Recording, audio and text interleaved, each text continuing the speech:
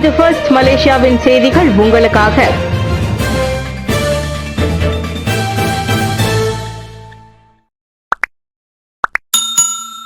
கோலாலம்பூரில் அரசு நிலங்களில் 163 முஸ்லிம் அல்லாத வழிபாட்டு தலங்கள். புதிய கட்டுமானங்களுக்கு தடை. ஹன்னாயோ.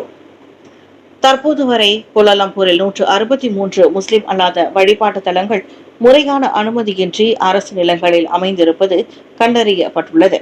இந்நிலையில் அவ்விடங்களில் புதிய கட்டுமானங்களை எழுப்பவும் ஏற்கனவே உள்ளவற்றை விரிவாக்கம் செய்யவும் தடை விதிக்கப்பட்டுள்ளதாக கூட்டரசு பிரதேச அமைச்சர் ஹன்னாயோ அறிவித்துள்ளார். விதிகளை மீறுபவர்களை 3 ஊராட்சி அதிகாரிகளால் சட்ட நடவடிக்கை எடுக்கப்படும் என்றும் அவர் எச்சரித்தார். இருப்பினும் இந்த விவகாரத்தை அரசாங்கம் மிகவும் கவனமாகவும் மக்களின் உணர்வுகளுக்கு மதிப்பளிக்கும் வகையிலும் கையாளும் என அவர் உறுதியளித்தார்.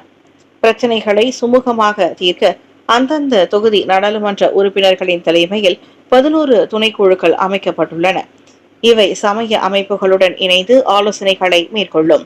செவ்வாய்க்கிழமை கூட்டரசு பிரதேச முஸ்லிம் அல்லாத வழிபாட்டு தலங்களின் செயற்குழு கூட்டத்திற்கு தலைமை ஏற்ற பிறகு தமது ஃபேஸ்புக் பதிவில் ஹன்னாயோ இந்த விவரங்களை வெளியிட்டார். சிறப்பு கல்வி திட்ட மாணவர்களுக்கு தமிழ் மற்றும் சீன மொழி கற்றல். கல்வி அமைச்சு அறிவிப்பு. கல்வி அமைச்சின் 2027ஆம் ஆண்டு புதிய தேசிய பாடத்திட்டத்தின் கீழ் அடுத்த ஆண்டு முதல் ஒரு முக்கிய முன்னெடுப்பு கொண்டு வரப்படுகிறது. சீன மற்றும் தமிழ் பள்ளிகளில் ஒரு ஒருங்கிணைந்த சிறப்பு கல்வி திட்டமான PPKI மாணவர்களுக்கு இனி முறையாக சீனம் மற்றும் தமிழ் மொழி கற்றல் அறிமுகப்படுத்தப்படும். கல்வி துணை அமைச்சர் வாங்காவோ அதனை தெரிவித்துள்ளார்.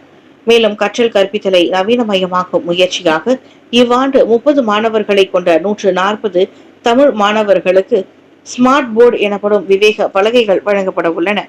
மித்ரா அமைப்பின் ஒத்துழைப்புடன் குறைந்த எண்ணிக்கையிலான மாணவர்களுக்கு கொண்ட பள்ளிக்கும் ஸ்மார்ட் போர்டு வசதிகள் உறுதி செய்யப்பட்டுள்ளதாக துணை அமைச்சர் சொன்னார். இத்திட்டங்கள் தமிழ் பள்ளிகளின் கல்வி தரத்தை அடுத்த நிலைக்கு உயர்த்தும் என அவர் நம்பிக்கை தெரிவித்தார். மலாக்கா அலோர்காச்சாவில் மலேசிய தமிழ் பள்ளி தலைமை ஆசிரியர்களின் இலக்கவியல் கருத்தரங்கை தொடக்கி வைத்த பிறகு வாங்காவோ பேசினார்.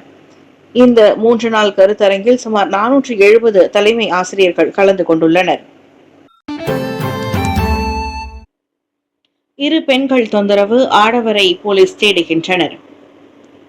மலாக்காவில் தாமான் கிளாம்பாங் குத்தாமாவில் 2 பெண்களுக்கு தொல்லை கொடுத்ததாக நம்பப்படும் ஒரு நபரை காட்டும் ஒரு வீடியோ 55 வினாடிகளில் கொண்ட காணொலி ஒன்று நேற்று முதல் சமூக ஊடக வலைதளங்களில் வைரலாக பரவி வருகிறது.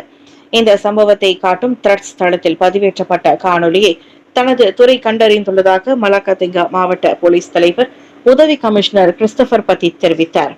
இந்த காணொலி வைரலாக பரவி சுமார் 1300 லைக்குகள், 123 கருத்துகள் மற்றும் 358 பேருக்கு பகிரப்பட்ட போதிலும் இதுவரை இந்த சம்பவம் குறித்து போலீசிற்கு எந்த ஒரு புகாரும் கிடைக்கவில்லை என அவர் கூறினார். இச்சம்பவம் தொடர்பாக விசாரணை மேற்கொள்ளப்படுவதாக பாதிக்கப்பட்டவர்கள் உடனடியாக புகார் செய்யும்படியும் கிறிஸ்டபர் கேட்டுக்கொண்டார். 2025ஆம் ஆண்டில் வருமான வரி வாரியம் வரலாற்றில் அதிக அளவில் 203.991 மில்லியன் ரிங்கிட் வசூலித்தது. பிரதமர் அன்வார்.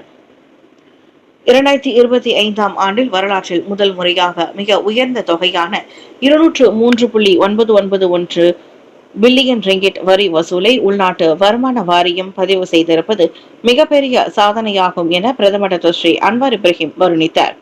2024ஆம் ஆண்டுடன் ஒப்பிடுகையில் வரி வசூல் 19.186 பில்லியன் ரிங்கிட் அல்லது 10.38 விழுக்காடு அதிகரித்துள்ளது என்று அவர் கூறினார். வலுவான வசூல் செயல்திறனின் விளைவாக வரி செலுத்த தவறிய பெருநிறுவன வரி செலுத்துவோருக்கு 11.4 பில்லியன் ரிங்கிட் கூடுதல் வரி திருப்பி செலுத்தும் நிதியை அரசாங்கத்தில் ஒதுக்க முடிந்தது. இதன் மூலம் கடந்த கால கடமைகளை மிகவும் ஒழுங்காக மற்றும் வெளிப்படையான முறையில் தங்கள் மூலம் முடிந்தது என அன்வார் சுட்டிக்காட்டினார். உண்மையில் ஒரு நல்ல வரி விதிப்பு முறை என்பது வசூலிப்பதில் திறமையானது மட்டும் அல்ல, நியாயமானதாகவும் சமமானதாகவும் இருக்க வேண்டும். மேலும் நிச்சயமற்ற உலகில் உள்நாட்டு வருமான வரி வாரியம் ஆய்வு மையம் ஆய்வு மற்றும் டிஜிட்டல் மையமாக்கல் திறன்களை தொடர்ந்து வலுப்படுத்த வேண்டும். 31,517 பேர் திவால்.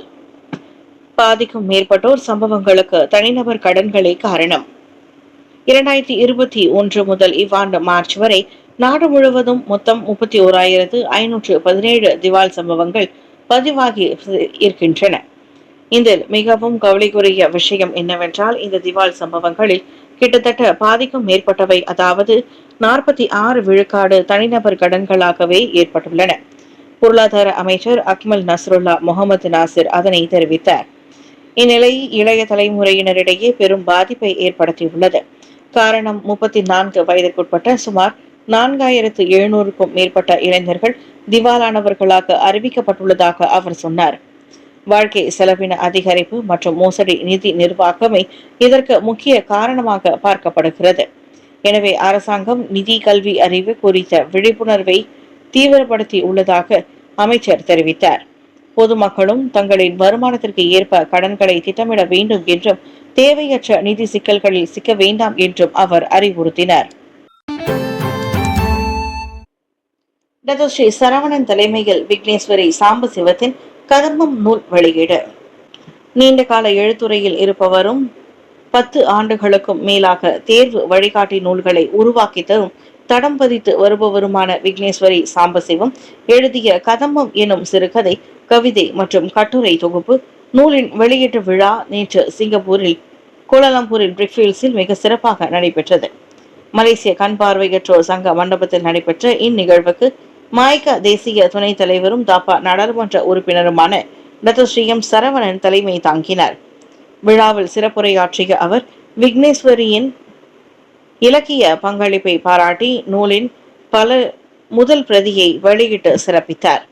தொழிலதிபர் டாக்டர் எஸ்.எம். முத்து முதல் நூலை பெற்றுக் கொண்டார். நிகழ்வில் முனைவர் ராஜேஷ் ராமசாமி, முனைவர் முல்லை ராமையா, எழுத்தாளர் கோபாலன் என்கிற தமிழரசு உள்ளிட்ட பல முக்கிய பிரமுகர்கள் கலந்து கொண்டனர். நூலாசிரியரின் புதல்வரும் இயக்குநருமான தீபன் என் விக்னேஷ் மற்றும் குடும்ப உறுப்பினர்கள் இதில் பங்கேற்றனர். 5,000 ரிங்கிட் கொடுத்து நூலை வாங்கி ஆதரவளித்த டாக்டர் ஸ்ரீ சரவணன் பின்னர் பேசிய போது, ஆய்வு நூல்கள் எழுதுவதை படைப்பாளர்கள் வழக்கமாகிக் கொண்டால் சிறப்பாக இருக்கும் என்றார். கோத்தபாருவில் திட்டிய தந்தையை குத்திய மனநலம் பாதிக்கப்பட்ட மகன், மண்டை ஓடு பிளந்து தந்தை உயிரிழப்பு. கிளந்தான் கோத்தபாருவில் மனநலம் பாதிக்கப்பட்டதாக சந்தேகிக்கப்படும் மகனால் தாக்கப்பட்ட 83 வயது முதியவர் சிகிச்சை பலனின்றி உயிரிழந்தார். புவாங் பயம் பகுதியில் திங்கட்கிழமை காலை 11:30 மணியளவில் இந்த சம்பவம் நிகழ்ந்துள்ளது. 40 வயது மகன் கழிவறையில் இருந்தபோது அவரது தந்தை அவரை திட்டியதாக கூறப்படுகிறது. தந்தை திட்டியதால் அதிர்ச்சி அடைந்த மகன் திடீரென அவரை ஓங்கி குத்தியுள்ளார். இதில் நிலை குலைந்து கீழே விழுந்த முதியவரின் தலை சிமெண்ட் தரையில் பலமாக மோதியது. இதில் மண்டை ஓடு பிளந்து மூளையில் உள்ள இரத்தப்போக்கு ஏற்பட்டதால் ராஜாபெரும்புவான் ஜைனப் மருத்துவமனையில் சிகிச்சைக்காக அனுமதி பெற்று வந்த அவர் செவ்வாய்க்கிழமை மாலை உயிரிழந்தார். கைது செய்யப்பட்டுள்ள சந்தேக நபர் மனநல பரிசோதனைக்காக மருத்துவமனைக்கு அனுப்பப்பட்டுள்ளதாக கிளந்தான் போலீஸ் கூறியது. கொலை குற்றங்களுக்கான குற்றவியல் சட்டத்தின் 302வது பிரிவின் கீழ் இச்சம்பவம் விசாரிக்கப்படுகிறது.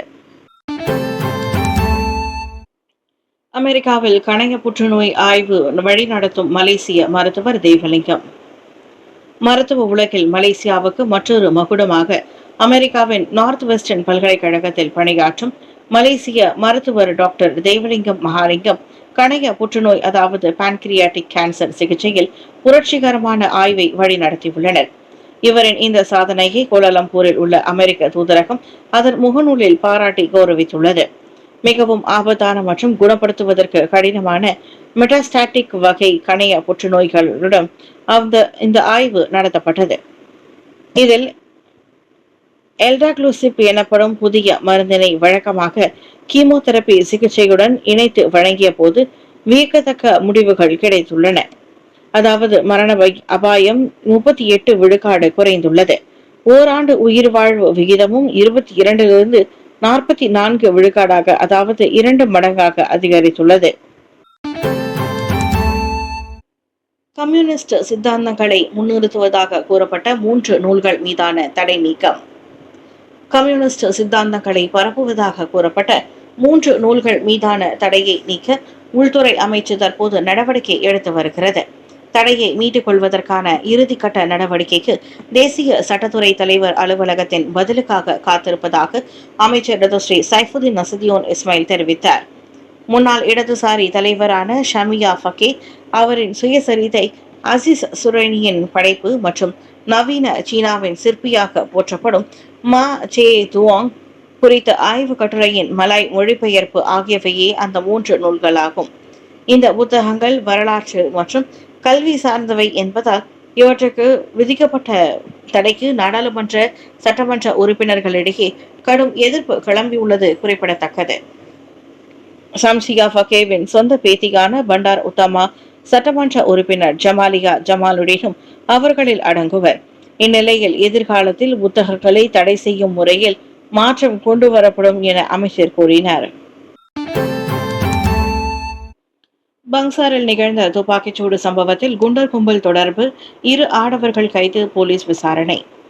பங்சார் ஜாலான் தெலாவி 2இல் நடந்த துப்பாக்கிச்சூடு சம்பவத்தின் பின்னணியில் ஒரு குண்டர் கும்பலுடன் தொடர்பு இருக்க வாய்ப்புள்ளதா என்பது குறித்து போலீசார் விசாரித்து வருகின்றனர்.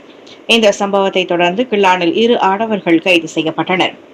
ஏப்ரல் 22ஆம் தேதி அதிகாலையில் நடந்த இந்த சம்பவத்தை தொடர்ந்து சந்தேக நபருக்கு ஒரு குண்டர் கும்பலுடன் தொடர்பு இருக்கிறதா என்பது குறித்து விசாரணையில் கவனம் செலுத்தப்பட்டு வருவதாக கோலாலம்பூர் போலீஸ் தலைவர் ஃபாடி மாஷஸ் தெரிவித்தார்.